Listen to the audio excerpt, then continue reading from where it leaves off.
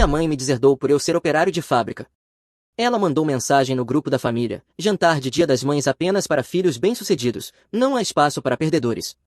Eu não discuti, apenas me afastei em silêncio. Anos depois, ela se arrependeu. Oi Reddit, minha mãe enviou um convite de jantar de Dia das Mães no grupo da família e de algum jeito transformou aquilo em um ranking público dos filhos. Meus irmãos reagiram como se fosse normal, como se eu nem estivesse na sala, então tomei uma decisão silenciosa que mudou tudo. Eu, 32 anos, homem, e quando digo às pessoas que trabalham em uma fábrica, os rostos delas fazem aquele pequeno espasmo constrangedor, como se eu tivesse acabado de admitir que coleciono animais atropelados ou assisto a infomerciais por diversão. Ah, isso é um trabalho honesto, elas dizem naquele mesmo tom condescendente que você usaria para parabenizar um Golden Retriever por não comer o próprio vômito. Energia realmente inspiradora, Susan, mas aqui está a coisa, ninguém parece entender que eu realmente gosto do meu trabalho. Eu sei exatamente quando bato o ponto, exatamente o que estou produzindo e resolvo problemas reais com minhas próprias mãos. Não fico sentado em alguma câmara de depressão iluminada por lâmpadas fluorescentes fingindo que meu vício em latte de leite de aveia me torna interessante enquanto embaralho apresentações de PowerPoint com um dealer de cartas corporativas esperando que ninguém perceba que não contribuo absolutamente nada para a experiência humana. Eu fiz uma escolha que aparentemente me tornou imperdoável.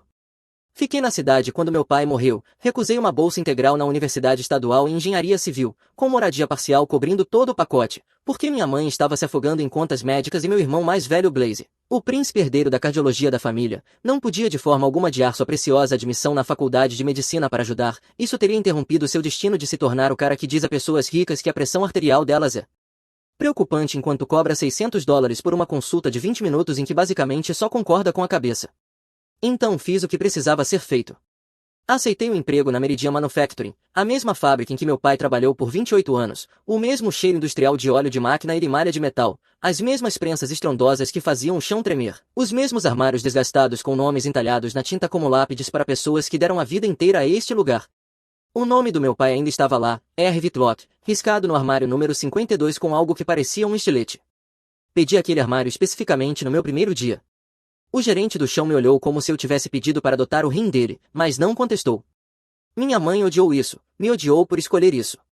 Isso não é o que seu pai queria, ela dizia passando por mim sem fazer contato visual, como se minha existência fosse uma mancha de café na visão dela do que uma foto de família perfeita deveria ser, como se eu a tivesse insultado pessoalmente por não me tornar um cirurgião ou gestor de fundos ou qualquer carreira aprovada pelo LinkedIn que ela tivesse imaginado para poder mencionar casualmente em seus retiros de yoga. De acordo com o plano mestre dela, eu deveria me tornar alguém, um nome que ela pudesse soltar casualmente no clube do livro entre mordidas de uma charcutaria superfaturada. Assim, o Garrey está indo maravilhosamente, ele está em capital de risco agora, sabe? Em vez disso, ela teve o filho que consertou o telhado quando começou a vazar durante as tempestades de outubro, o filho que dirigiu 40 minutos até a casa dela às 2 da manhã quando o porão alagou porque Blaze estava de plantão, Rue estava a 3 fusos horários de distância e Brin simplesmente não atendeu o telefone. Passei 6 horas com um aspirador de água e uma bomba de sucção enquanto ela ficava no topo da escada reclamando dos danos causados pela água à sua coleção de tapetes vintage. Paguei metade do funeral do meu pai também, todo o serviço, o caixão, a recepção depois, onde as pessoas comeram sanduíches de dedo e contaram histórias sobre um homem que a maioria delas não visitava havia anos. Blaze mandou flores de uma floricultura do hospital com um cartão que dizia com as mais profundas condolências em letra pré-impressa, nem se deu ao trabalho de escrever algo pessoal. Rue voou para cá por exatamente 40 horas, tempo suficiente para postar uma foto em preto e branco elegante no Instagram com uma legenda sobre honrar a memória dele antes de pegar o voo de volta para Portland. Brin chorou lindamente no serviço, depois me perguntou se o pai tinha deixado algo de valor porque ela precisava de ajuda com seus empréstimos estudantis. Eu cuidei do espólio, da papelada, dos credores ligando a todas as horas, do processo lento e doloroso de encerrar a vida de um homem, enquanto todos os outros voltavam à programação normal. Encontrei o velho relógio dele em uma gaveta, um Timex que ele usou todos os dias por 30 anos, a pulseira estava rachada e o vidro arranhado, mas ainda marcava o tempo perfeitamente, eu o uso agora. Nenhum deles sequer perguntou sobre isso. Eu nunca reclamei, nem uma vez, achei que esse era apenas o custo de ser o estável, o confiável, aquele que ficou quando todos os outros tinham algum lugar mais importante para estar. Então chegou o Dia das Mães. Eu tinha acabado de terminar um turno de 12 horas resolvendo problemas em uma prensa hidráulica que continuava lançando códigos de erro como se estivesse pessoalmente ofendida pela quarta-feira. Minhas costas pareciam que alguém as tinha usado como lombada. Eu estava na cozinha apertada do meu apartamento esquentando o espaguete do dia anterior no micro-ondas como um verdadeiro rei gourmet quando meu telefone vibrou, mensagem do grupo da família. Abri esperando alguma mensagem genérica em cadeia de Feliz Dia das Mães. O que recebi em vez disso pareceu como se alguém tivesse atravessado a tela e me dado um tapa na cara com um salmão congelado. A mensagem da mãe dizia: jantar de Dia das Mães domingo às 6 da noite no Coras na Iglan Avenue. Estou tão orgulhosa de todos os meus filhos que trabalharam duro e tiveram sucesso na vida. Vocês são o que faz valer a pena ser mãe. Blaze médico, Rui analista financeiro, Brin gerente de desenvolvimento de negócios. Só isso. Nenhum garrê, nenhum reconhecimento de que eu existia, como se eu tivesse sido apagado com Photoshop do retrato da família. Fiquei encarando a tela esperando a piada, talvez ela tivesse apertado enviar cedo demais, talvez viesse uma continuação. Então a segunda mensagem chegou: algumas escolhas são embaraçosas demais para incluir. Eu não reconheço mais ninguém que escolha trabalho de fábrica em vez de ambição. Este jantar é apenas para meus filhos bem-sucedidos. Eu li aquilo 7 vezes e depois mais 4, só para ter certeza de que não estava tendo um derrame causado por vapores de fluido hidráulico. E aqui está o que realmente torceu a faca: ninguém disse absolutamente nada, nem Blaze, nem Rui, nem Brin. O chat ficou ali em um silêncio ensurdecedor, 3 pessoas que me conheceram a vida inteira assistindo ao irmão ser publicamente deserdado e nenhuma delas teve coluna para digitar uma única palavra de protesto. Então as respostas começaram a aparecer. Blaze postou um emoji de joinha, como se a mãe tivesse acabado de compartilhar uma receita de pão de banana. Rui respondeu: mal posso esperar, devo levar sobremesa. Brin mandou um adesivo de flor dançando, do tipo que você envia quando alguém anuncia uma gravidez, não quando sua mãe acabou de excomungar um filho por mensagem de texto. E foi isso, como se tudo estivesse perfeitamente bem, como se o irmão deles não tivesse acabado de ser deserdado publicamente em um grupo de mensagens como um cupom vencido. Pensei em todos os telhados que consertei, em todas as chamadas de emergência à meia-noite que atendi, em todas as contas que paguei em silêncio para que ninguém precisasse se preocupar. Na vez em que tirei 3 dias de folga do trabalho para levar minha mãe à cirurgia no joelho e trazê-la de volta porque ninguém mais conseguia encaixar isso na agenda, e esse foi o retorno do investimento, uma mensagem em grupo dizendo que eu não merecia um lugar à mesa no Carabas. Então fiz algo que nunca tinha feito antes, quase digitei uma resposta, mas não digitei. Em vez disso, abri as configurações, saí do grupo, bloqueei todos os números, virei o telefone com a tela para baixo no balcão e terminei minha massa, não porque eu estivesse bem, mas porque eu tinha parado de esperar estar. Na manhã seguinte fui trabalhar como se nada tivesse acontecido, mesmos alarmes, mesmas máquinas, mesmas piadas, mas algo em mim tinha se quebrado de forma silenciosa, como um disjuntor que desarma e nunca mais volta. Naquela noite eu apaguei todos eles, deletei fotos, saí de grupos, silenciei tudo, perdi um número e descobri isso quando o correio de voz da Brin chegou 2 semanas depois pedindo se eu podia ajudar a mover um sofá, silenciei aquele também. Qualquer pessoa que me viu ser deserdado e permaneceu em silêncio foi cortada. Se você é neutro enquanto alguém é pisoteado, você está no time errado. Ninguém entrou em contato, nenhum check-in constrangedor, nenhum você está bem, nada. Eles me deixaram desaparecer como se isso poupasse uma dor de cabeça. Encontrei Blaze no supermercado 6 meses depois, ele me viu no corredor dos cereais, fez contato visual, depois virou o carrinho e foi para o outro lado, não valia 30 segundos de desconforto, então parei de esperar por uma família que já tinha feito sua escolha. Me matriculei em aulas noturnas, trabalhei de dia, estudei à noite, algumas noites quase liguei, quase perguntei por quê, nunca liguei, eu não estava me candidatando a ser ignorado de novo.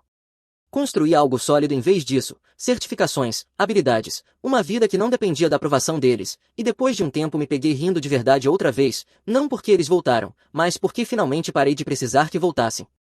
Aprendi cada máquina daquele chão de fábrica, memorizei os defeitos, os sinais de alerta, os sons que significavam problema, estudei os sistemas elétricos até conseguir rastrear uma falha dormindo. Descobri porque o antigo robô de embalagem falhava toda terceira quarta-feira, reguladores de voltagem incompatíveis dos anos 90. Ninguém se deu ao trabalho de consertar porque isso é só o jeito do hobby. Eu consertei o hobby, dei o nome a ele. Quando a esteira principal da fábrica trava durante um pedido urgente, $12.000 por hora em perdas, eu estava com 4 horas de sono, desviei o sensor defeituoso, redirecionei a placa lógica e coloquei tudo para funcionarem. 40 minutos. O empreiteiro que haviam chamado disse 2 dias e 15 mil, eu fiz com um multímetro e fita.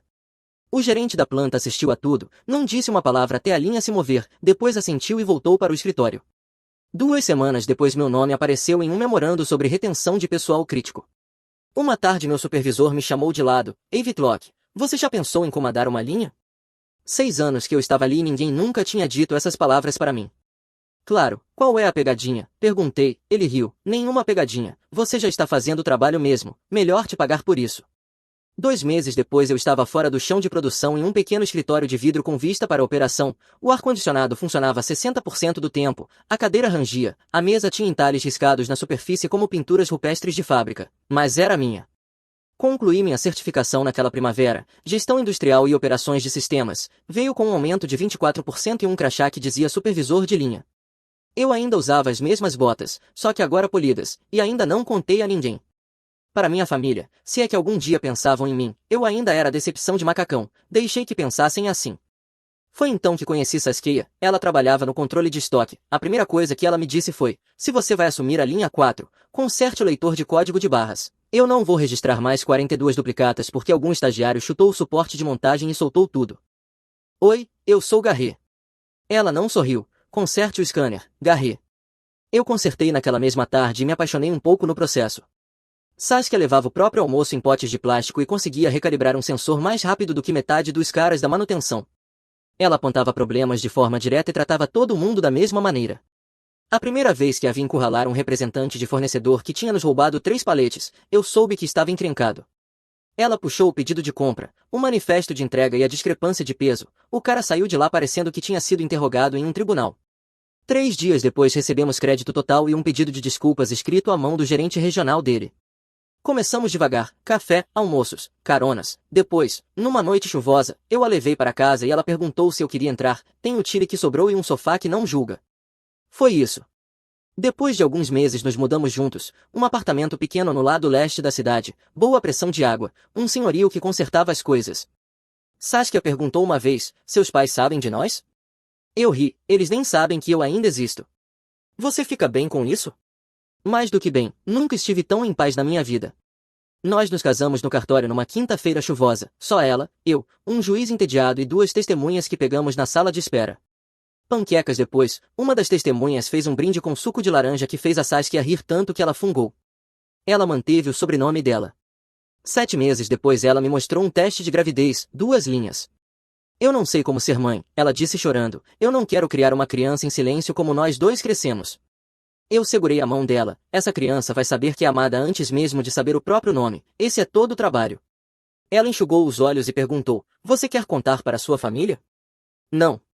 Pessoas que conseguem apagar você uma vez vão tentar de novo. Elas vão querer acesso aos meus filhos para ter algo novo de que se gabar, eu não vou dar isso a elas. Quando Saskia estava com 5 meses de gravidez, eu já tinha sido promovido 2 vezes, não porque eu fosse excepcional, mas porque eu era mais barato que os consultores e não reclamava. A fábrica se modernizou, eu ajudei a projetar os novos sistemas, o tipo de trabalho que impede desastres antes mesmo que alguém saiba que eles estavam para acontecer.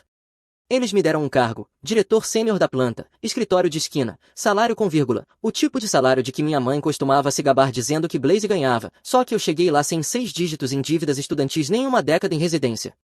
Atualizei meu LinkedIn porque recrutadores continuavam me mandando mensagens por causa do meu cargo antigo. Achei que era melhor ter a informação correta ali, não pensei 2 vezes nisso. 4 dias depois meu telefone vibrou. Rui, oi estranho, vi seu LinkedIn, vi que você virou diretor de planta. A mamãe ficou tão orgulhosa quando contei a ela, a gente devia se encontrar em breve. A mesma Rui que não disse nada quando minha mãe me cortou, a mesma Rui que levou sobremesa para o jantar ao qual eu não fui convidado, a mesma Rui que deixou 6 anos passarem sem uma única mensagem, ligação ou e-mail até ver um título que valia a pena mencionar. 3 horas depois minha mãe ligou, eu vi o telefone tocar, vi ir para a caixa postal. A mensagem dela era animada, casual, como se estivesse ligando para falar do tempo. Oi, querido, vi sua foto no jornal, você está tão bonito e bem-sucedido, eu sempre soube que você era capaz de grandes coisas. Por que não nos contou? Seus irmãos estavam dizendo como estão orgulhosos. Me ligue quando puder, te amo. Eu ouvi uma vez, quase liguei de volta, memória muscular, a programação antiga entrando em ação, depois apaguei. Naquela noite dirigi para casa e jantei com a Sasha, queijo quente e sopa de tomate porque ela estava com desejo de algo que parecesse infância, mas sem o dano emocional.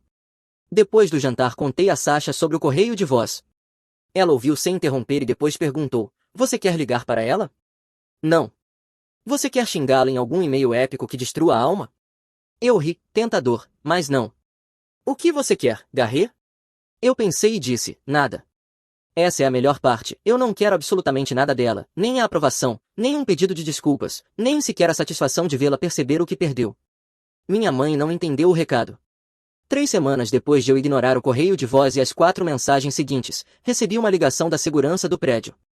Eu estava revisando um contrato de fornecedor, tomando um café da sala de descanso que tinha gosto de ambição queimada e arrependimento. Sr. Whitlock, há uma mulher no saguão pedindo para vê-lo, diz que é sua mãe. Eu me levantei, fui até a janela e olhei para baixo, 6 andares, e lá estava ela, parada na entrada principal como se pertencesse àquele lugar.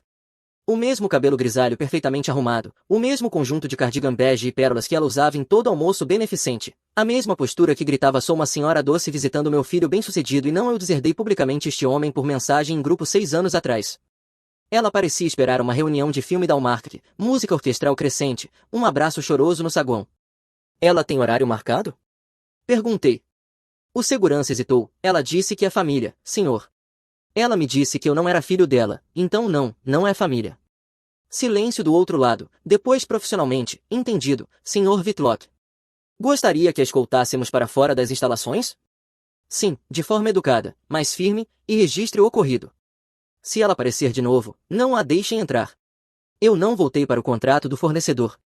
Liguei para o chefe da segurança do local e pedi algo deliberadamente entediante, um relatório de incidente, horários, data, com quem ela falou, quanto tempo ficou. No momento em que disseram a ela para ir embora, eu quis isso por escrito, como se fosse um acidente com empilhadeira, não um momento de mãe. Depois enviei um e-mail para o RH e para a segurança pela minha conta de trabalho, curto e clínico, esta pessoa não está autorizada a me visitar. Se ela aparecer novamente, não a deixem passar do saguão. Se ela se recusar a sair, tratem como qualquer outro caso de invasão. Sem história de fundo, sem sentimentos, apenas política. A coisa engraçada sobre a papelada é que ela não se importa com quem deu à luz quem. Desliguei e observei pela janela. O segurança se aproximou, mantendo a linguagem corporal neutra, falou com ela em voz baixa e apontou em direção ao estacionamento. Minha mãe não foi embora imediatamente. Ela ficou ali por quase 25 minutos, braços cruzados sobre o peito, queixo levemente erguido, o mesmo ângulo que usou quando eu disse que ia aceitar o trabalho na fábrica, a postura que comunicava você está me envergonhando sem precisar de palavras. 25 minutos parada ali esperando o quê? Um aceno da janela, uma mudança de coração, uma corrida dramática de última hora pelas portas do saguão. Ela não teve nada disso. Por fim se virou e voltou para o carro, um Honda Accord prateado, provavelmente ainda com aquele adesivo orgulhosa mãe de aluno honorário da época em que Blaze entrou na lista do reitor 16 anos atrás. Às 6h18 da noite, muito depois de ela já ter ido embora, meu telefone vibrou, mensagem da Brin. Ela dirigiu 3 horas para te ver, Garry, 3 horas, você podia ao menos ter descido. Ela estava chorando do lado de fora do seu prédio, como você pôde fazer isso com ela? Ah, agora eles choram, agora é uma tragédia, agora eu sou o vilão. Eu respondi, ela me apagou da família por escolher trabalho em fábrica. Vocês todos assistiram e não disseram nada. Ela está chorando agora porque não consegue reescrever o final para parecer melhor. Enviei e bloqueei ela também naquela noite. Saskia chegou em casa com comida tailandesa e tornozelos inchados, tirou os sapatos, viu a expressão no meu rosto e disse, tá bom, qual deles tentou dessa vez? Mamãe apareceu no meu trabalho pessoalmente, ficou no saguão como se estivesse esperando a reserva em um restaurante chique. As sobrancelhas dela se ergueram. Você falou com ela? Não, a segurança a escoltou para fora. Saskia colocou a comida na mesa e assentiu devagar.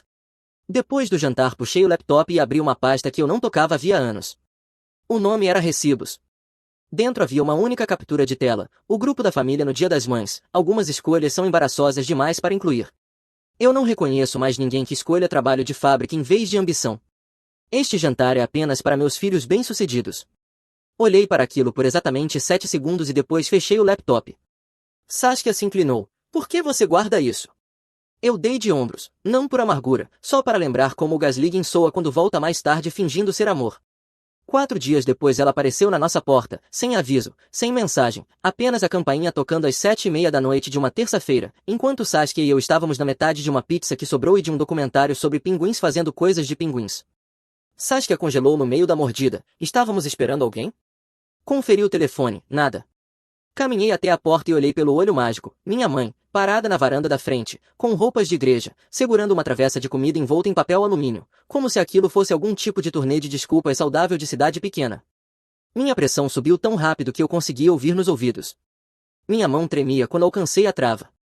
Abri a porta só pela metade, não saí, não a convidei a entrar. O que você está fazendo aqui? O rosto dela fez aquela coisa, o sorriso suave ensaiado, o que ela usa com estranhos no supermercado quando quer parecer acessível. Garré. Querido, eu só queria conversar cara a cara, como adultos. Você podia ter ligado. Você bloqueou meu número. Sim, eu fiz isso de propósito. Ela ajustou a travessa nas mãos, olhando por cima do meu ombro para dentro da casa. Posso entrar só por alguns minutos? Eu trouxe o seu favorito, o gratinado de vagem com cebolas crocantes por cima. Eu não me movi. Você dirigiu 3 horas para me trazer um gratinado. Eu dirigi 3 horas porque sinto falta do meu filho. A voz dela falhou o suficiente para parecer sincera, uma atuação digna de Oscar. Por favor, Garré, me deixe explicar. Ouvi os passos da Saskia atrás de mim, senti a mão dela na minha lombar, um lembrete silencioso de que eu não estava sozinho. Garré, Saskia disse em voz baixa, quem é? A expressão da minha mãe oscilou por um segundo, o calor sumiu dos olhos e foi substituído por algo mais frio. Ela avaliou Saskia de cima a baixo como se estivesse julgando gado em uma feira do condado. Você deve ser a Saskia, disse minha mãe, a voz ainda doce, mas agora com uma ponta afiada. Eu sou Diane, mãe do Garré. Saskia ficou ao meu lado, uma mão repousando de forma protetora sobre a barriga. Eu sei quem você é. O sorriso da minha mãe se apertou. Eu esperava que pudéssemos nos sentar e conversar sobre isso. Tenho certeza de que o Garré contou a versão dele das coisas, mas sempre há 2 lados em toda história. A versão dele? O tom da Saskia ficou plano. Você quer dizer as capturas de tela? A mandíbula da minha mãe se contraiu, a máscara caiu. Bem, posso ver que ele já te convenceu de que eu sou algum tipo de monstro. Ninguém precisou me convencer de nada, disse Saskia. Eu li o que você escreveu. Minha mãe pousou a travessa na grade da varanda com força, alto bastante para o papel alumínio amassar. Sabe de uma coisa, tudo bem. Eu vim aqui para pedir desculpas, mas claramente você já o envenenou contra mim. Ela voltou a atenção para mim. Você é igual ao seu pai, Garré, teimoso, convencido, agindo como se fosse melhor do que todo mundo porque acha que trabalhar com as mãos te torna algum tipo de santo. Para, eu disse. Minha mãe me ignorou, manteve os olhos fixos na Saskia. E eu sei exatamente o que aconteceu aqui. Você encontrou uma mulher que te diz o que você quer ouvir, que sua família é o problema, que você merece coisa melhor, que deveria se afastar das pessoas que te criaram. Saia da minha propriedade, eu disse. O quê? O que você ouviu? Saia da minha propriedade. Garré, eu sou sua mãe. Você veio aqui fingindo que queria pedir desculpas, mas não queria. Você queria que eu cedesse, e quando eu não cedi, você atacou minha esposa, a mulher que está carregando sua neta. O rosto da minha mãe se contorceu. Eu te criei, eu te alimentei, te vesti, e é isso que eu recebo em troca, você se tornando igual ao seu pai, arrogante, ingrato.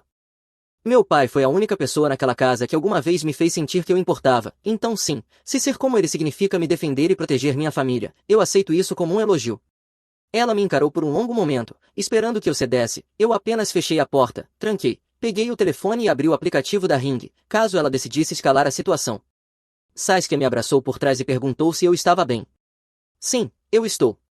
Assistimos pelo aplicativo enquanto minha mãe pegava a travessa, entrava no carro e ficava ali sentada por 3 minutos inteiros, provavelmente esperando que eu corresse atrás dela.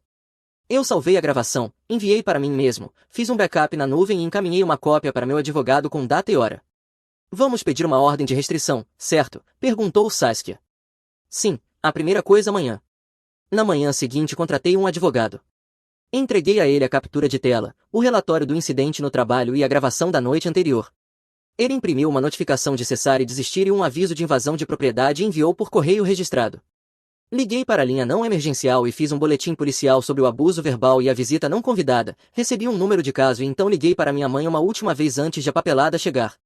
Ela atendeu no segundo toque. Garré. Ah, querido, fico tão feliz que você ligou. Tenho pensado na noite passada e eu. Não venha mais à minha casa, eu disse. Não entre em contato com minha esposa. Você teve a chance de me tratar como família e escolheu não fazê-lo. Garré, por favor, eu não quis dizer.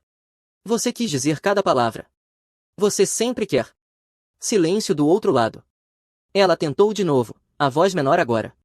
Posso ao menos conhecer minha neta, só uma vez, por favor. Eu não gritei, não tremi, apenas entreguei a frase que carregava no peito havia 6 anos. Eu não vejo mais você como família. Ela arfou, uma inspiração curta e ferida, como se eu tivesse atravessado o telefone e dado um tapa nela. Eu queria que ela sentisse, não me orgulho disso, ainda assim é verdade.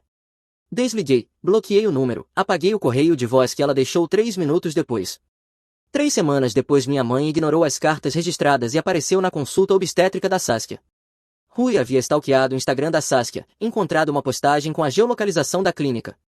Minha mãe esperou no estacionamento, braços abertos, rosto de avó ferida pronto. Ela até trouxe um ursinho de pelúcia com um laço rosa, etiqueta de preço ainda presa. Saskia trancou as portas do carro e me ligou. Eu disse para ela ficar no carro e documentar tudo. Ela filmou minha mãe circulando o veículo por 8 minutos, batendo no vidro, pressionando o rosto contra o vidro, erguendo o ursinho como se fosse uma oferta de paz e não um adereço da performance dela. Quando Saskia finalmente foi embora, minha mãe a seguiu por 3 quarteirões antes de virar em outra rua. Essa gravação foi para meu advogado. No dia seguinte ele entrou com um pedido de ordem de restrição por assédio civil. Uma semana depois eu estava sentado em um tribunal. Minha mãe estava lá com seu figurino de cardigan de igreja, parecendo confusa porque lágrimas não estavam funcionando com um juiz de agenda lotada. Eu não fiz discurso, entreguei provas, a captura de tela, o incidente no trabalho, os recibos das cartas registradas, as gravações da ringue na minha casa, incluindo o abuso verbal, as gravações do estacionamento da consulta, o vídeo dela seguindo o carro da minha esposa. O juiz folheou a papelada e olhou para minha mãe como se ela fosse uma adulta que deveria saber melhor. Minha mãe tinha contratado o próprio advogado, um sujeito de terno que custava mais do que meu primeiro carro, que tentou enquadrar tudo como um mal-entendido familiar. O juiz não comprou isso. Minha mãe tentou explicar, meritíssimo, eu só queria conhecer minha neta, eu sou a avó dela. Senhora, disse o juiz, a senhora não tem direito de contatá-los. A senhora recebeu notificação legal para cessar contato. A senhora apareceu no local de trabalho dela, na casa deles, na consulta médica. Isso não é reconciliação, isso é assédio. Ordem concedida, nenhum contato, nenhuma visita, nenhuma mensagem por terceiros através de irmãos. O escrivão me entregou a papelada como se fosse um recibo. Minha mãe tentou estender a mão para mim quando saímos da sala. Meu advogado se colocou entre nós. A ordem entra em vigor imediatamente. Por favor, não torne o dia pior. Ela esperou que eu cedesse. Eu fui embora sem olhar para trás. Nossa filha nasceu 2 semanas depois. Eu a segurei no quarto do hospital e senti algo que não consegui nomear de início, talvez alívio ou propósito, algo sólido ao qual me agarrar enquanto todo o resto se organizava. Saskia parecia exausta e perfeita. O bebê parecia uma pequena batata zangada. Eu estava completamente apaixonado pelas duas. O primeiro ano foi um borrão de trocas de fralda, noites sem dormir e aprender a funcionar com 3 horas de sono. Construímos uma rotina. O primeiro aniversário da Ivy chegou mais rápido do que eu esperava. Convidamos um punhado de amigos, pessoas que apareceram durante os anos silenciosos, não apenas quando havia manchetes para reagir. Nenhum parente distante, nenhum sorriso forçado, apenas amor, do tipo que você não precisa merecer. Então a campainha tocou. Eu estava na cozinha reabastecendo a jarra de limonada quando ouvi, não dei muita importância, achei que alguém tivesse esquecido algo no carro, mas quando entrei na sala, Saskia estava parada na porta da frente com a mão congelada na maçaneta, olhando pelo olho mágico como se tivesse visto uma bomba na varanda. Não abre, ela disse em voz baixa. Quem é?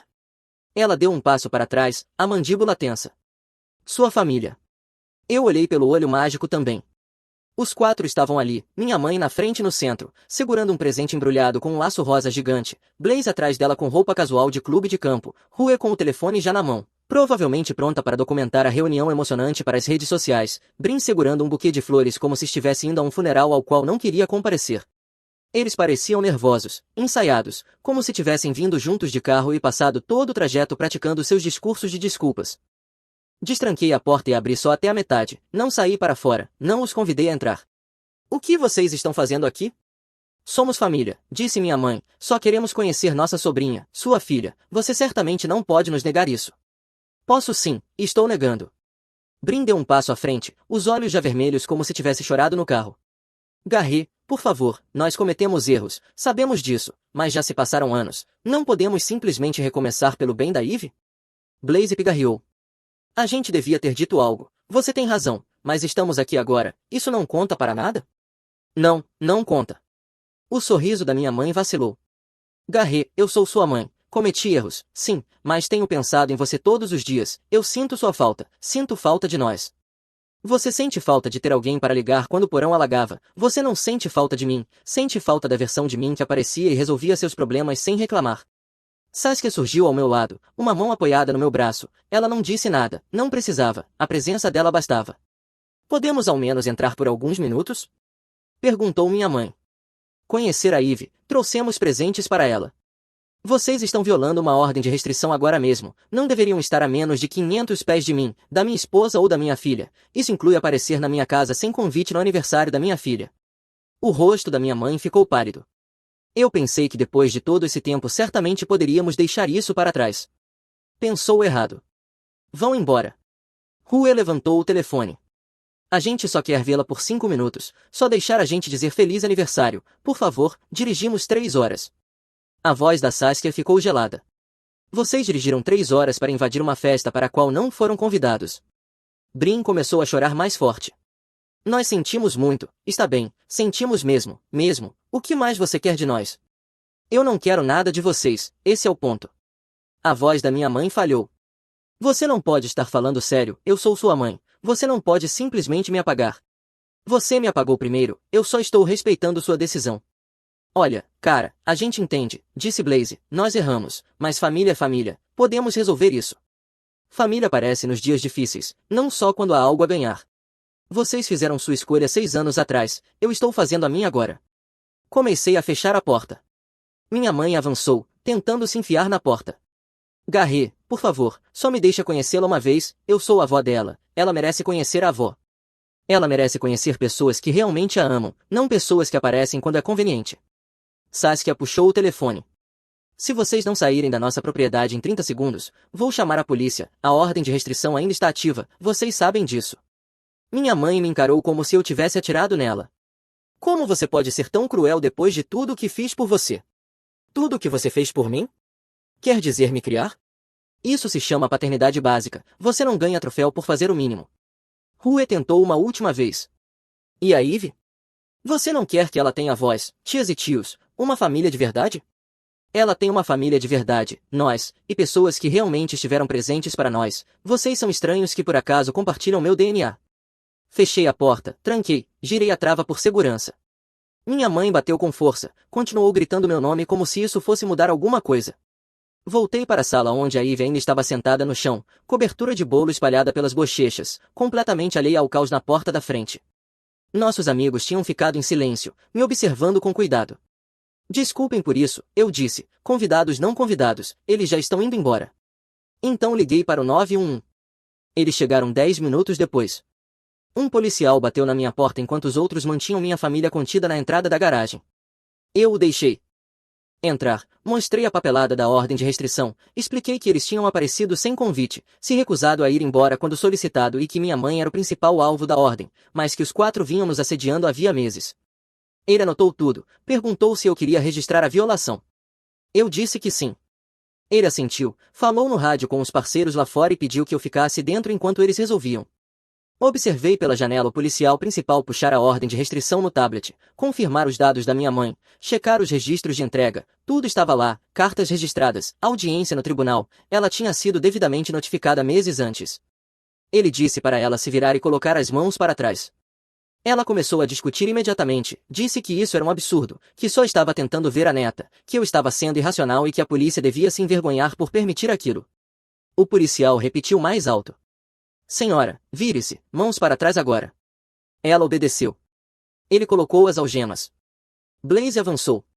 Isso é ridículo, ela não fez nada de errado, só está tentando. Afaste-se, senhor. Ela é a mãe dele, isso é. O segundo policial se colocou entre eles. Senhor, preciso que se afaste e se acalme ou o senhor também será autuado. Blaze se calou. Rue estava filmando tudo com o telefone, murmurando algo sobre abuso policial e direitos da família. Um dos policiais percebeu e disse que ela podia filmar o quanto quisesse, mas que todos estavam sendo formalmente proibidos de entrar novamente na propriedade. Ele anotou nomes, datas de nascimento, endereços e avisou que, se voltassem, seria invasão criminal e seriam presos no local. Brin apenas chorou, não discutiu, não resistiu, ficou ali parada como se o mundo dela estivesse acabando. Minha mãe continuou discutindo mesmo algemada, disse que tinha direitos, que avós têm direitos, que eu não podia simplesmente mantê-la afastada da neta. O policial a conduziu até o carro da patrulha, leu a citação por violar a ordem de restrição e disse que ela seria liberada após o procedimento, mas que qualquer contato futuro resultaria em prisão imediata. Então Rui abriu a boca. Isso é insano. Vocês estão prendendo uma avó por querer ver o neto. Vou postar isso em todo lugar. As pessoas precisam saber o quão errado esse sistema é. O policial se virou para ela. Senhora, a senhora está se recusando a deixar a propriedade? Eu só estou dizendo que isso é errado. Essa não foi a minha pergunta. A senhora vai embora ou precisa de uma citação também? Ela o encarou. Nós dirigimos 3 horas para isso. Vou considerar isso como um sim. Ele puxou o bloco de autuações, pegou os dados dela e a multou por se recusar a cumprir uma ordem legal de desocupação de propriedade privada. Ela ficou genuinamente chocada quando ele lhe entregou o papel. Blaze e Brin saíram primeiro, pneus cantando ao deixarem o bairro. Rui ficou ali lendo a citação como se não pudesse acreditar que era real, depois entrou no carro e foi embora também. Minha mãe ficou sentada no banco de trás do carro da patrulha, olhando para minha casa pela janela. Eu estava na sala segurando a Ivy, olhando de volta. Ela parecia derrotada, pequena, como se finalmente tivesse entendido que aparecer sem convite não ia mais funcionar. Beijei a testa da Ivy e voltei para a festa. Eles puderam ir embora do mesmo jeito que me deixaram, sem olhar para trás. Se você gostou deste vídeo, por favor aperte o botão de se inscrever, isso ajuda muito o canal e nos ajuda a trazer mais e melhores histórias. Obrigado. Meu pai entregou o negócio da família que eu passei 10 anos construindo ao meu irmão Dourado, porque ele tem esposa e filhos, então eu me demiti em silêncio, levei comigo os clientes que confiavam em mim, comecei minha própria empresa e observei o negócio deles afundar enquanto o meu decolava.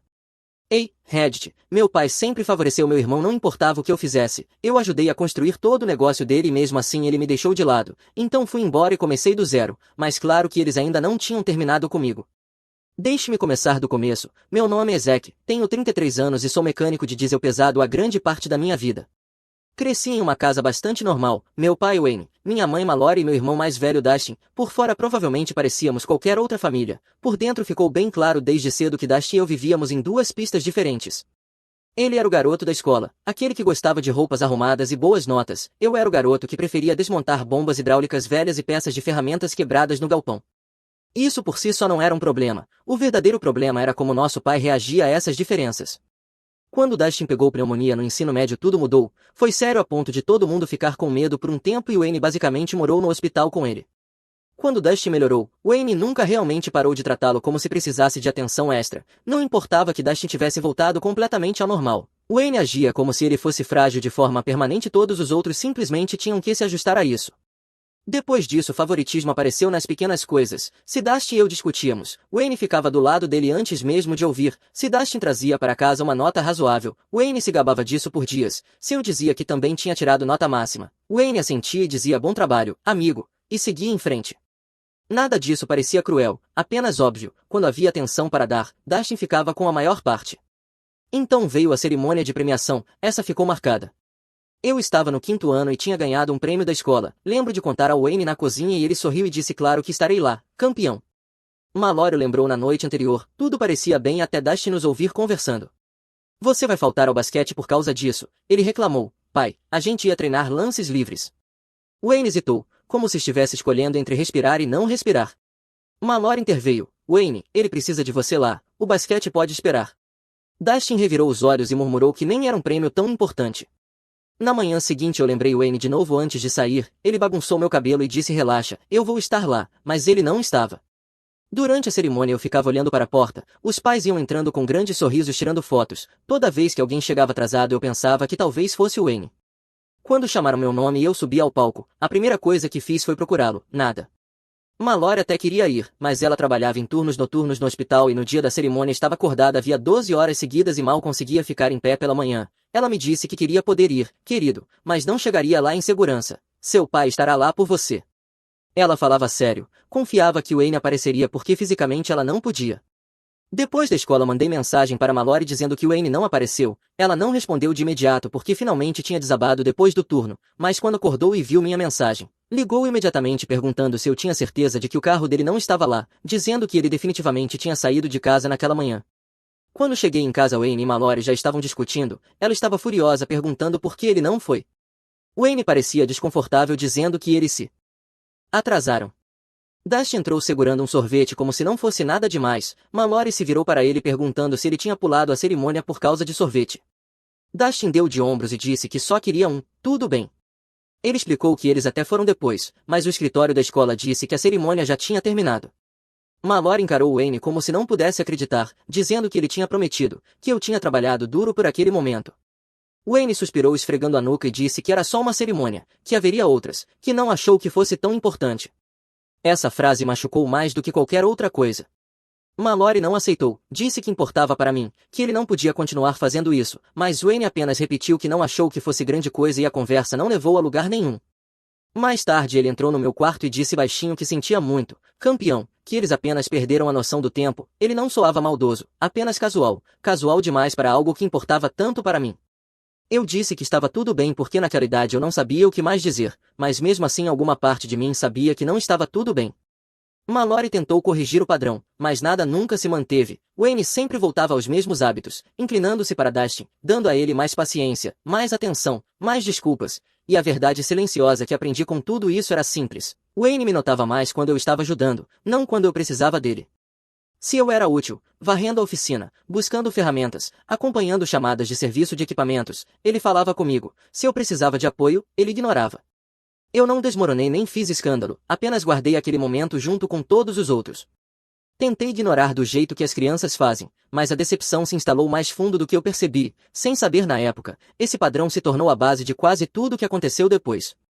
Mesmo com tudo o que aconteceu quando eu era mais novo, nunca perdi o interesse por trabalho mecânico. Motores faziam sentido para mim mesmo quando as pessoas não faziam.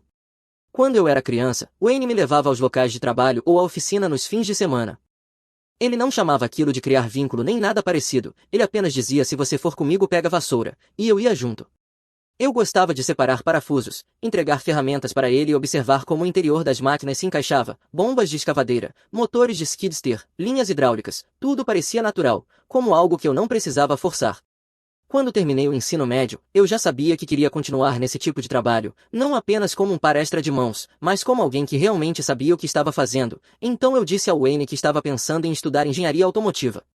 Ele deu de ombros e disse se é isso que você quer, vá em frente. Não foi entusiasmado, mas foi o suficiente. Eu não precisava de aplausos, só queria o conhecimento para realmente melhorar o que fazíamos. Nós fazíamos reparos móveis, consertos de equipamentos pesados, atendimentos de frota, e quando voltei depois de concluir meu curso, a realidade do negócio me atingiu imediatamente. A operação ainda estava presa a uma versão antiga de si mesma. Havia apenas 2 técnicos de meio período que lidavam principalmente com quebras emergenciais. O sistema de agendamento basicamente era Wayne dizendo deixa no pátio na terça que eu resolvo quando der, ou dirigindo até um local sem anotar nada. Papéis eram enfiados em gavetas, pedidos de peças eram esquecidos e máquinas meio desmontadas ficavam paradas esperando alguém se lembrar delas. Não era preguiça, era desorganização construída ao longo dos anos. Eu vi o que precisava ser feito e fiz, criei cronogramas adequados, retornei ligações de clientes em vez de deixá-los esperando 2 dias, comecei a acompanhar pedidos de peças, escrever prazos claros nas ordens de serviço e organizar o fluxo de trabalho para que nada ficasse travado no meio de um serviço. Quando precisávamos de mais ajuda eu disse que deveríamos contratar outro técnico, e Wayne deu meio aceno com a cabeça e disse se você acha que é necessário, como se não percebesse que estávamos nos afogando. Às vezes ele dizia boa ideia ou isso ajudou, mas nunca olhava o quadro geral. Trabalho de escritório não era a praia dele, se ele não estivesse debaixo de um trator de esteira ou religando um carregador, não considerava aquilo trabalho de verdade. De vez em quando Dust aparecia sem avisar, caminhava por ali com as mãos nos bolsos olhando para as máquinas como se fossem animais selvagens em um zoológico. Nunca conseguiria fazer isso, ele ria, eu estragaria todas as minhas camisas. Outra vez ele disse cara, como você consegue lembrar qual peça vai em qual lugar, sempre aquele tom de quem está de fora, não era ofensivo, apenas desconectado. Ele ia embora depois de 10 minutos e dizia bom ver vocês, como se tivesse visitado uma exposição. Eu não deixava isso me incomodar, eu gostava do que fazia. Havia noites em que eu ficava até tarde porque uma empresa de construção tinha uma máquina parada e precisava dela pronta para o turno da manhã. Eu nunca fiz isso por elogios, eu só queria que a operação funcionasse bem, e funcionou, devagar no começo e depois tudo de uma vez. A notícia se espalhou de que agora cumpríamos prazos, uma empresa de aluguel de equipamentos em especial se tornou o pilar, eles não eram apenas um cliente, eram um fluxo constante de trabalho que mantinha os caminhões rodando e a folha de pagamento tranquila. Quando você tem algo assim, não percebe o quanto aquilo sustenta todo o lugar. Clientes desse tipo, quando ligavam, alguém realmente atendia, eles apreciavam que eu me lembrasse dos equipamentos deles e pudesse dizer exatamente em que estágio estava o reparo. Tex gostava de ter instruções claras em vez de adivinhar o que Wayne queria. Crescemos de 2 técnicos de meio período para 5, depois 7, no papel parecia que tínhamos expandido, mas ainda éramos enxutos, sem um despachante de verdade, sem um gerente de escritório, ninguém dedicado a manter o fluxo de trabalho apertado. Antigo escritório do pátio já não era suficiente, então adicionamos outro espaço de trabalho, compramos mais caminhões de serviço, atualizamos ferramentas e construímos sistemas que tornavam tudo mais rápido. Wayne continuava principalmente no campo ou na oficina. Se um cliente elogiava a empresa, ele sorria e dizia sim, temos trabalhado duro, sem realmente pensar por que as coisas de repente estavam mais suaves. Dusty aparecia com menos frequência à medida que ficávamos mais ocupados. Quando aparecia, caminhava pelo local e dizia coisas como uau, parece que vocês expandiram ou o negócio deve estar indo bem. Ele dizia isso do mesmo jeito que alguém fala sobre o clima, sem curiosidade, sem conexão.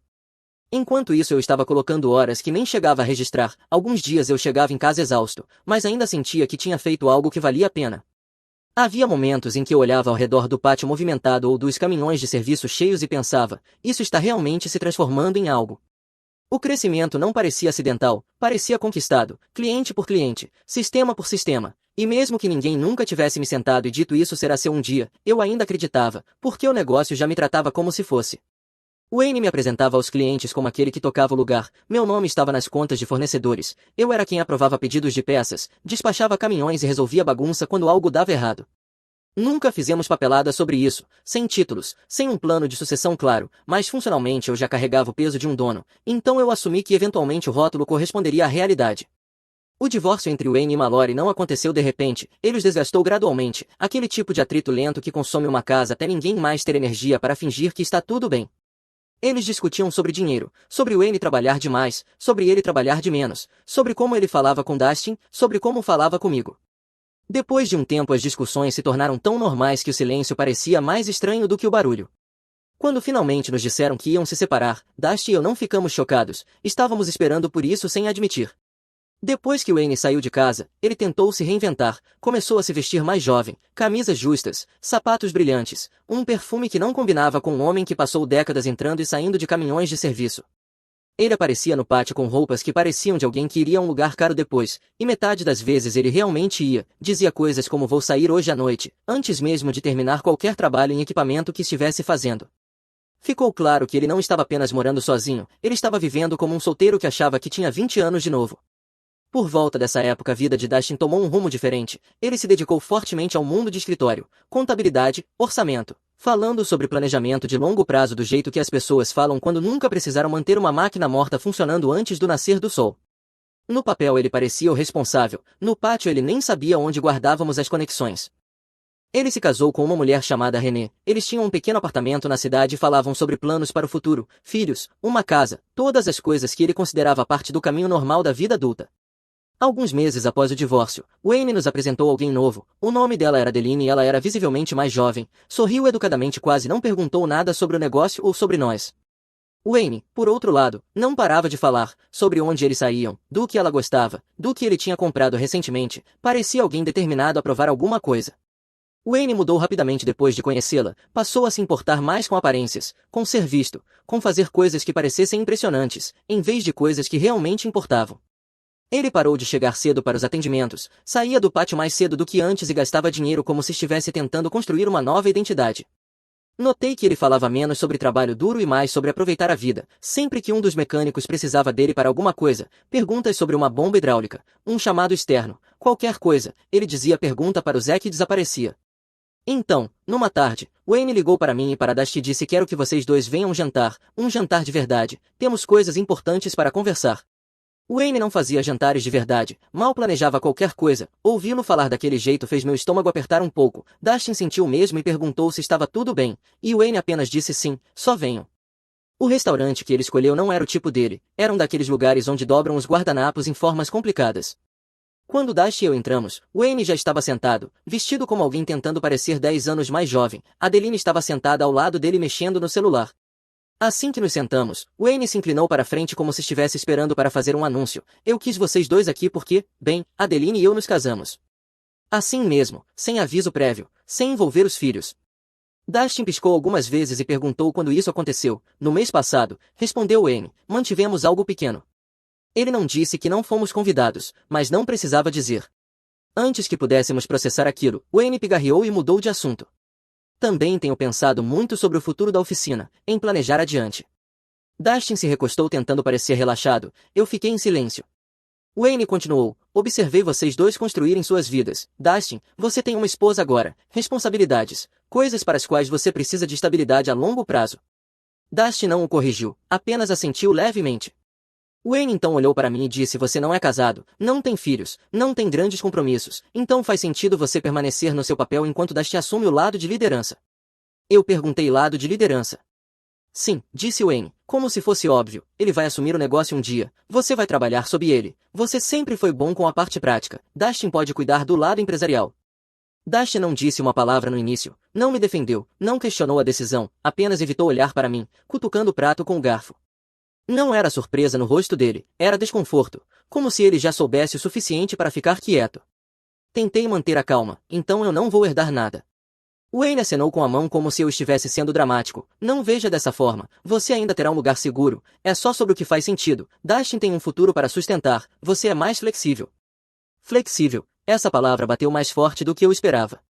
O resto do jantar se dissolveu em conversa fiada que não se conectava. Quando Wayne disse: fico feliz que estamos na mesma página, nem Dustin nem eu respondemos. Quando saí para o estacionamento, o ar parecia mais pesado do que qualquer coisa dita à mesa. Durante anos tratei o negócio como meu futuro, mas descobri que Wayne já tinha decidido o meu por mim. Dirigindo para casa depois daquele jantar, tudo parecia abafado, a estrada, os postes de luz, o motor, nada era percebido do jeito normal. As palavras de Wayne se repetiam na minha cabeça como alguém afirmando um fato em vez de discutindo, não parecia repentino, parecia algo para o qual ele vinha caminhando há anos, e eu finalmente tinha sido lento o suficiente para perceber. Quando entrei na casa de Mallory, ela olhou para mim uma vez e perguntou o que aconteceu. Contei tudo, sem drama, apenas os fatos. Ela ouviu como sempre fazia, sem interromper nem tentar reformular. Quando terminei, ela soltou um suspiro lento e disse: Zack, você não precisa ficar em um lugar que só enxerga o que você pode fazer, não quem você é. Não era um conselho, era uma verdade. Ela tinha visto aquilo se desenrolar por muito tempo. Fiquei lá naquela noite, sentamos à pequena mesa da cozinha por um tempo, sem falar muito. Ela fez chá e empurrou um prato de sobras na minha direção, como as mães fazem quando não sabem como ajudar de outra forma. Estar ali deixou tudo claro. Eu tinha passado 10 anos construindo algo com Wayne. Ele tinha escolhido Dustin muito antes daquele jantar. A única diferença agora era que ele tinha dito em voz alta. Na manhã seguinte cheguei cedo ao pátio. Mallory me fez um café da manhã rápido e colocou na minha mão antes de eu sair. Faça o que for certo para você. Ela disse, sem pressão, sem culpa, apenas apoio. Quando cheguei ao pátio, abri o escritório e comecei a trabalhar nas tarefas da semana. Uma empresa madeireira tinha um carregador parado em um dos locais. Fui até lá e substituí as linhas hidráulicas eu mesmo. Outro empreiteiro precisava de diagnóstico elétrico em uma escavadeira teimosa. Então fiz os testes, escrevi anotações claras e atualizei a ficha de serviço. De volta ao pátio, organizei a papelada bagunçada, identifiquei peças de entrada e garanti que todo chamado ativo tivesse instruções claras. Eu não estava indo embora deixando bagunça para trás, acontecesse o que acontecesse depois, eu queria que a equipe tivesse pelo menos uma chance de lutar. Quando Wayne chegou, eu disse diretamente que estava entregando meu aviso, ele piscou uma vez e fez uma careta. Você está pensando demais nisso. Não, eu disse, eu estou saindo. Ele acenou com a mão como se estivesse espantando uma mosca e disse que eu voltaria quando as coisas se acalmassem, para não tornar isso maior do que era. Ele não perguntou por quê, não perguntou o que tinha feito, não perguntou o que eu planejava fazer, era exatamente o que eu esperava, irritação, não preocupação. Vou terminar a semana, eu disse, tudo será entregue de forma organizada. Faça o que quiser, ele murmurou, pegando as ferramentas e indo em direção à oficina. Eu continuei trabalhando. Mallory mandou uma mensagem por volta do almoço perguntando como eu estava. Respondi de forma curta que estava finalizando as coisas. Ela respondeu dizendo que estava orgulhosa de mim. Isso me deu mais firmeza do que qualquer coisa que Wayne disse naquele dia. Conforme a semana avançava, as rachaduras apareceram imediatamente.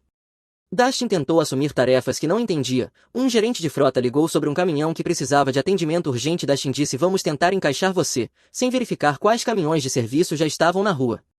Um mecânico fez a ele uma pergunta simples sobre um pedido de peças e Dustin respondeu apenas se vira, porque não sabia ler o histórico do serviço. Um dos técnicos me puxou de lado e perguntou quem deveria despachar os chamados externos agora. Pergunte ao Wayne ou ao Dustin. Eu disse. Ele franziu a testa e respondeu sim. Mas quem realmente é? Dustin tinha dificuldade com tudo. Ler anotações de diagnóstico, priorizar serviços, falar com clientes, aprovar reparos. Ele hesitava em decisões que precisavam de 10 segundos e se apressava em decisões que precisavam de 10 minutos. Nada disso me surpreendeu, ele não foi treinado para esse tipo de trabalho e não entendia quanto tempo e detalhe iam em cada reparo. Na quinta-feira eu já tinha concluído todos os meus chamados abertos e organizado o escritório do pátio para que o próximo técnico pudesse seguir o fluxo de trabalho. Levei a papelada para a mesa da cozinha de Mallory naquela noite para conferir tudo novamente. Ela me ajudou a separar as pilhas, passando as ordens de serviço e lendo as datas em voz alta. Não era uma ajuda glamourosa, mas significava muito. Você está fazendo isso do jeito certo, ela disse, isso importa. No meu último dia, os mecânicos se reuniram mais do que o normal. Um deles disse que não pareceria certo sem mim, outro perguntou de novo se eu tinha certeza de que não queria ficar, mas minha resposta não mudou, eu terminei aqui. Wayne ficou na oficina fingindo estar ocupado, não saiu para falar comigo nem sequer me olhou. Quando finalmente passei por ele para ir embora, ele disse a mesma frase que usou a semana toda, você vai voltar. Eu não respondi, apenas saí. Ir embora não era sobre provar nada, era sobre finalmente aceitar que aquele lugar não foi construído para me valorizar. Graças a Mallory, eu entendi que sair não significava fracasso, significava me escolher. Pela primeira vez em muito tempo. Eu não esperava que ninguém entrasse em contato depois que saí, imaginei que o Wayne contaria aos clientes qualquer história que quisesse e pronto. Mas passaram apenas alguns dias até a primeira ligação chegar, era um encarregado de um canteiro que atendíamos havia anos, ele disse tentamos ligar para a oficina, você não está mais lá. Não, eu saí, eu disse. Ele fez uma pausa e perguntou então quem está cuidando das nossas máquinas agora. Dustin, eu não tenho certeza. Eu disse que estava começando minha própria operação de reparo móvel. Ele não hesitou. Então tá, preferimos ficar com você. O carregador está parado. Você consegue vir hoje à tarde. Depois disso as ligações começaram a chegar. De forma constante, empresas diferentes, o mesmo problema. Naquela manhã Mallory preparou meu almoço antes de eu sair e disse você vai ficar rodando o dia todo, um gesto simples, mas firme. A notícia se espalhou mais rápido do que eu esperava. 3 gerentes de frota ligaram naquela semana, cada um com sua própria versão da mesma reclamação. Ligamos para o Wayne e fomos enrolados. Eu dava sempre a mesma resposta simples, estou começando minha própria operação de reparo móvel. Eles não se importavam com o nome da empresa, se importavam com quem aparecia, quem se comunicava e quem fazia as máquinas voltarem a funcionar. Tempo parado custava caro para eles, eles valorizavam a pessoa que evitava isso. Eu tinha passado anos sendo aquele que atendia ligações antes do nascer do sol, aquele que lembrava qual escavadeira tinha problemas de fiação ou qual caminhão basculante estourava mangueiras o tempo todo. Confiança não é complicada, é consistência, e eu já tinha isso com eles. Usando minhas economias, comprei um caminhão de serviço usado, Mallory foi comigo buscá-lo, parece certo para você, ela disse enquanto eu carregava as ferramentas na parte de trás. Ela não estava errada, não era sofisticado, mas era meu. Eu o abasteci com o essencial, ferramentas de diagnóstico, uma pequena soldadora, manômetros hidráulicos, equipamento elétrico básico e uma caixa de conexões e mangueiras, não tão equipado quanto os caminhões da oficina do Wayne, mas suficiente para começar. Na mesa da cozinha de Mallory eu montei um sistema simples de agendamento, apenas uma planilha com datas, tipos de serviço e nomes de clientes. Depois criei um plano semanal, manutenção programada em determinados dias e horários abertos para chamados de emergência. E espaço para quebras inesperadas. Na primeira semana eu atendi 4 locais de trabalho, na segunda semana as ligações se multiplicaram. No setor de ofícios a informação corre rápido, um mecânico confiável com estrutura própria é uma notícia que se espalha depressa. Um dos antigos mecânicos do Wayne ligou uma noite e disse ouvi dizer que você abriu o seu próprio negócio, você precisa de ajuda, eu disse que ainda não, ele não pareceu decepcionado, mas aliviado por ter outra opção. Se você crescer me avisa, ele disse, este lugar está diferente agora, ele não precisou explicar. Mais tarde outro técnico se aproximou de mim e disse se você algum dia expandir eu pulo para o seu lado, as coisas não estão funcionando bem lá. Eu não comentei, não estava tentando tirar ninguém do Wayne, as pessoas escolhem seus ambientes por conta própria. Mais clientes continuaram ligando, um disse prefiro usar alguém que aparece quando diz que vai aparecer, outro me disse você nos salvou de dias de máquina parada no ano passado, nós confiamos em você, um terceiro nem perdeu tempo com conversa, perguntou qual é a sua taxa. Não houve drama, apenas decisões práticas. O trabalho se acumulou rápido e eu percebi logo que planos de manutenção consistentes podiam evitar muitas emergências. Elaborei esquemas simples, verificações mensais de fluidos, inspeções hidráulicas trimestrais, diagnósticos elétricos sazonais e revisão completa anual. Alguns clientes assinaram imediatamente, eles gostaram de ter alguém acompanhando o que precisava de atenção antes que se tornasse caro. No fim do mês eu já não estava tentando encontrar trabalho, estava tentando organizá-lo. Empreiteiros, donos de frota e empresas de aluguel marcavam serviços de forma constante. Eles não me seguiram porque gostavam mais de mim do que do Wayne, eles me seguiram porque a pessoa que mantinha os equipamentos deles funcionando tinha saído e eles não estavam dispostos a apostar em outra pessoa. Um encarregado resumiu perfeitamente, não importa como a empresa se chama, importa quem aparece. Aparecer sempre foi a minha coisa. Eu me sentia firme, o negócio ainda não era grande, mas era real, construído sobre trabalho que eu mesmo fazia, não sobre um nome de família. Os clientes não estavam escolhendo lados, estavam escolhendo confiabilidade, e isso foi suficiente para me manter avançando, um reparo de cada vez. Não demorou para a notícia se espalhar de que as coisas na oficina do Wayne não estavam funcionando bem. Eu não estava acompanhando, estava ocupado demais construindo minha própria operação, mas nesse setor as notícias viajam rápido. Encarregados conversam com outros encarregados, mecânicos conversam com outros mecânicos, ninguém fofoca de propósito, mas as pessoas compartilham o que afeta o trabalho delas. O primeiro sinal veio de um cliente que me chamou para um reparo. Enquanto eu trabalhava na máquina dele, ele disse: tentamos primeiro o seu antigo lugar, eles não conseguiram nos dizer quando alguém iria até lá. Eu não respondi, apenas continuei trabalhando.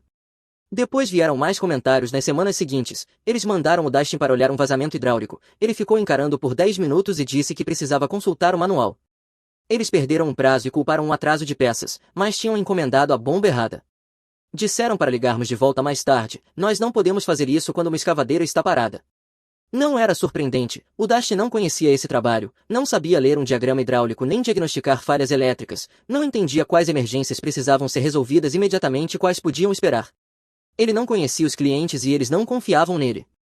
As máquinas começaram a ficar meio desmontadas na oficina por dias, uma motoniveladora com um cilindro defeituoso, um trator de esteira com problema de partida, um caminhão de frota esperando peças que Dustin esqueceu de pedir novamente. Mensagens apareciam de manhã cedo, inseguros sobre qual serviço começar porque ninguém tinha atualizado o cronograma. A pergunta mais comum que eu ouvia de outros mecânicos era: quem está mandando lá agora? Eu não respondia, não era meu lugar explicar nada. Empresas de construção começaram a transferir seus contratos para outros lugares, não necessariamente para mim, mas para qualquer um em quem pudessem confiar. O tempo parado estava custando caro demais. Mallory também começou a ouvir coisas. Uma noite ela me ligou e disse: encontrei alguém que comentou que o Wayne está tendo dificuldade para dar conta do trabalho. Ela não soou satisfeita nem presunçosa, apenas preocupada. Eu sei que você não queria isso, ela acrescentou. Eu não queria, eu disse. Você fez tudo do jeito certo, ela me disse. Você saiu de forma limpa, o que acontecer agora não é responsabilidade sua. Eu gostei de ouvir aquilo, mesmo sabendo disso de forma lógica, ter alguém dizendo em voz alta fazia diferença. Por volta dessa época começaram a chegar mensagens do Wayne. No começo eram sutis. Não sei por que você saiu naquele momento. As coisas estão difíceis aqui. Depois mudaram de tom. Você nos abandonou. Essa é a renda da sua família? Ou deveria ser. Seja homem e conserte o que você causou. Cada mensagem chegava tarde da noite, como se ele as enviasse depois de ficar remoendo as coisas sozinho. Eu não respondi. Ele culpava os mecânicos, os clientes. A economia, ele não culpou Dustin. Segundo ele, Dustin estava fazendo o melhor que podia e tudo que estava desmoronando era culpa de todo mundo menos dele. Wayne não assumia a responsabilidade havia anos, então isso não me chocou. Enquanto isso, o nome de Adeline começou a surgir em conversas. Um técnico me disse em voz baixa que ela quase não aparecia mais, que só surgia quando Wayne estava entregando dinheiro a ela. Outra pessoa comentou que ela parecia irritada da última vez que a viu, como se quisesse sair. Quando o dinheiro aperta, fica claro quem está investido e quem não está. Wayne não falou nada diretamente sobre ela, mas o tom das mensagens mudou de novo. Ele escreveu que ela estava chateada porque ele não podia mais levá-la para sair, que ela estava ameaçando ir embora, e que eu fazia parte do motivo de isso estar acontecendo. Ele fez parecer que era minha responsabilidade, como se eu lhe devesse o sucesso que ele tinha perdido. Mallory viu as mensagens numa tarde em que eu estava na casa dela e balançou a cabeça dizendo claramente que aquilo era manipulação. Ele escolheu o caminho dele muito antes de você sair, ela disse. Eu respondi que sabia.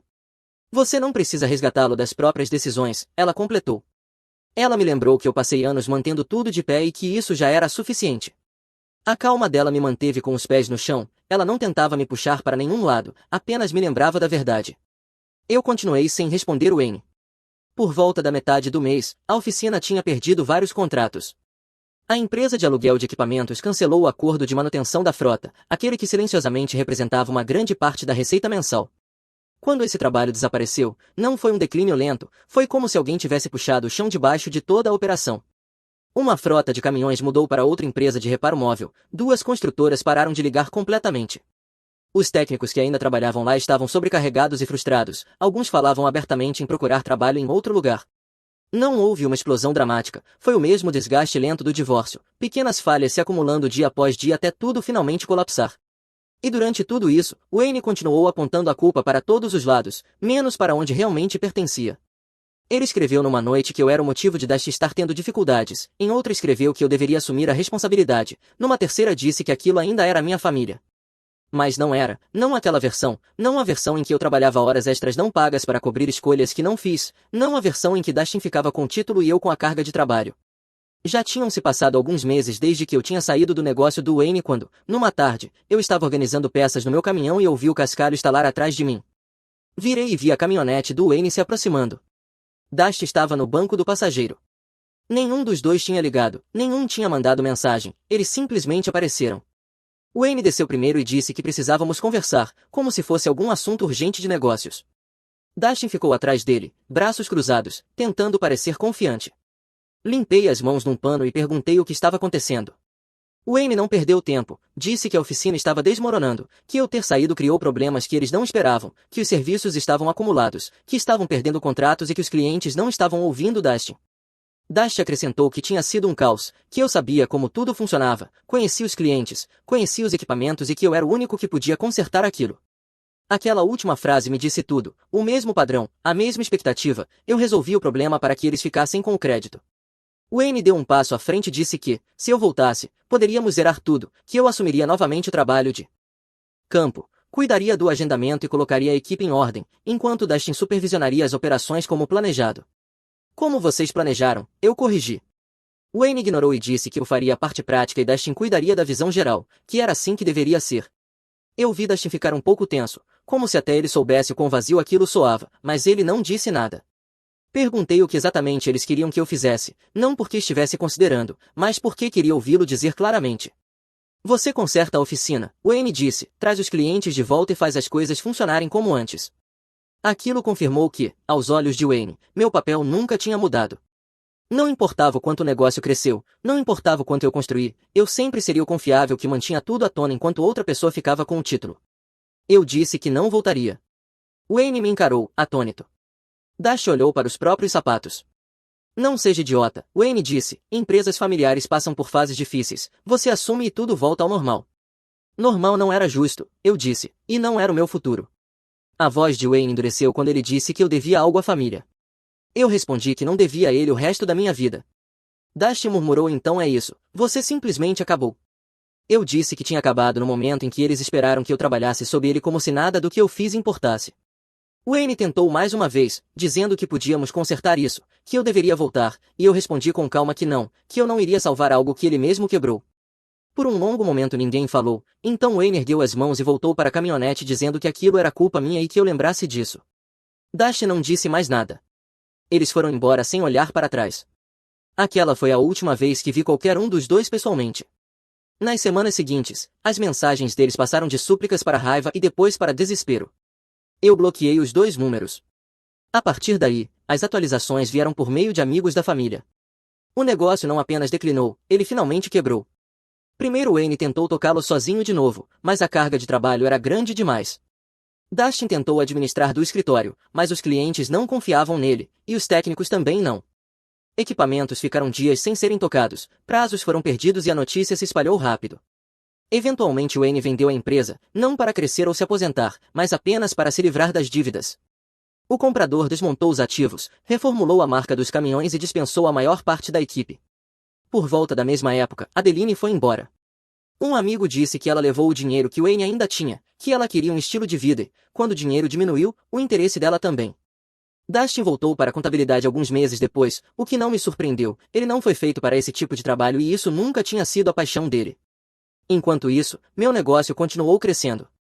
Mallory voltou a fazer parte regular da minha rotina, algumas noites eu passava na casa dela depois do trabalho, ainda com roupas manchadas de graxa, e ela me entregava o jantar antes mesmo de eu dizer qualquer coisa.